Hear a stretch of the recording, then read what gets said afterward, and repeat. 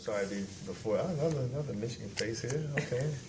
Sorry to be before you guys in my Michigan Jumpman gear. No disrespect, but I just came straight from Cleveland where I had to do a shoot for the Heisman show. So I just came straight from the road to, I don't even know what building we're in right now, but so that's why I got on my maize and blue Jumpman gear, in case you were wondering.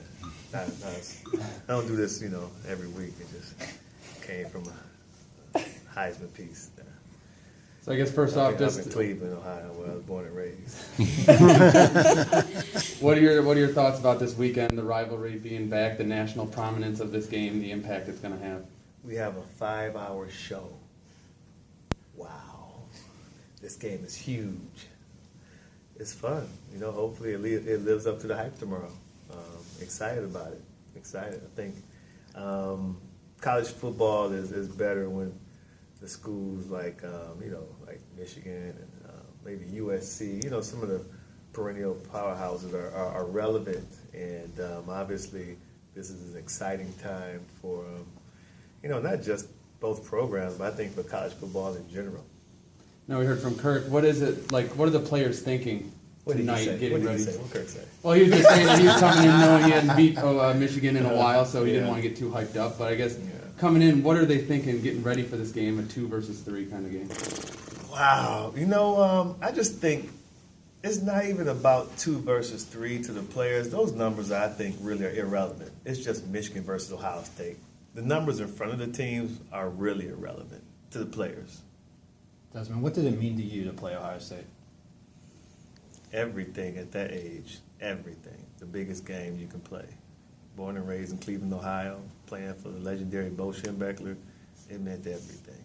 What can this game do for Jabril Peppers' legacy? And playing for Gary Moeller too, because Gary Moeller was a hell of a coach, great coach.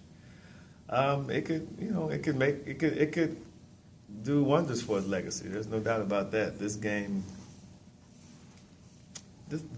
right here can build and create legacies for players. There's no doubt about this. This is the one that when you have a reunion and when you get back together, they talk about what happened in the Michigan-Ohio State game.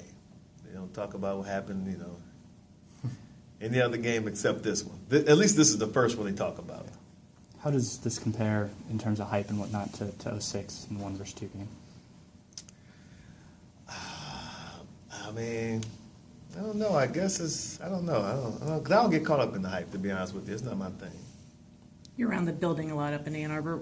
Are you surprised, first of all, that Jim's been able to jumpstart it so quickly and get them to this stage? Or have you seen something from him specifically that has really turned the program around in the last couple of years? Well, this is Jim Harbaugh's MO. This is what he does. I mean, he turns programs around relatively quickly. And he's I think the most important thing is he's changed the culture, and I think that's key.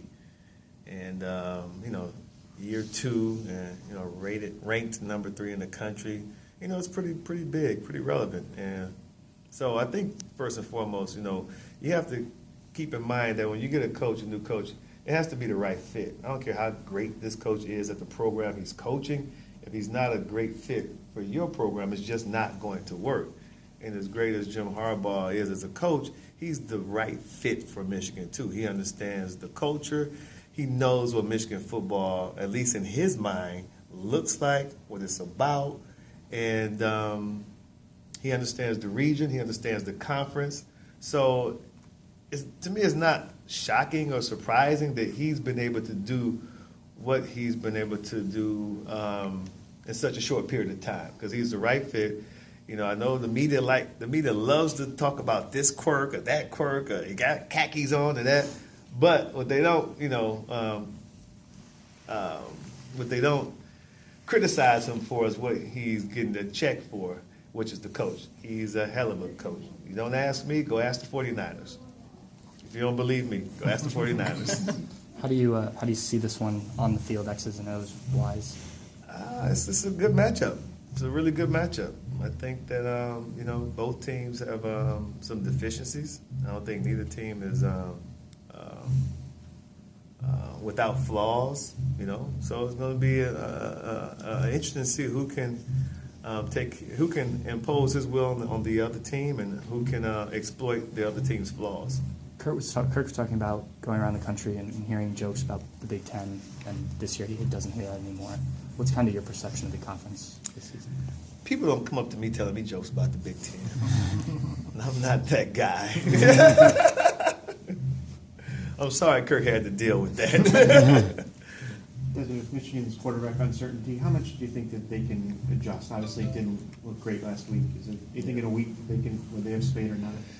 That's a huge concern because Spate had played so well for so long, and you knew what you were going to get with Spate up under center. But Corn has obviously played a lot. Not for Michigan. He's played some this year, but he's played a lot for Houston.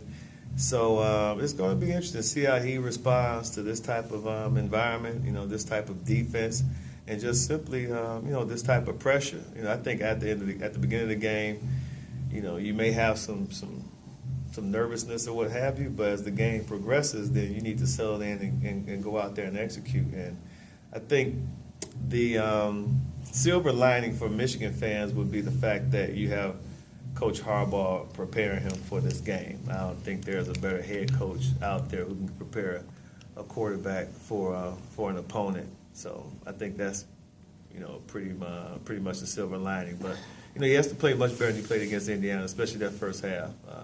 Second half, I think he's finally started to get a good feel for the game. I don't think the speed of the game was too much for him in the second half, and he got the nice run. And I thought that was an element that he brought to the offense that could be a difference maker on the field. So hopefully he can build off of what took place in the second half of the Indiana game and go from there.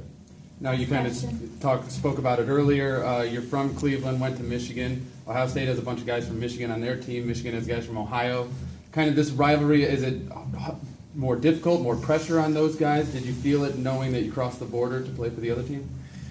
I felt the significance of it. I don't know if it's more pressure on those guys. It's what you sign up for. I mean, once you're in Ohio, you're born and raised in Ohio, and you sign that letter of intent to play for Michigan, then you know what's at stake. So I think more than anything, it's what you look forward to. I mean, I'm going to Michigan. We're gonna butt heads with Ohio State every week. I mean, every year, every season. So you kind of sign up for that. And I think the flip side, kids from Michigan, who signed to play with the Buckeyes, they said, okay, and then we're gonna get the butt heads with University of Michigan every season. So it's what you sign up for. Yeah.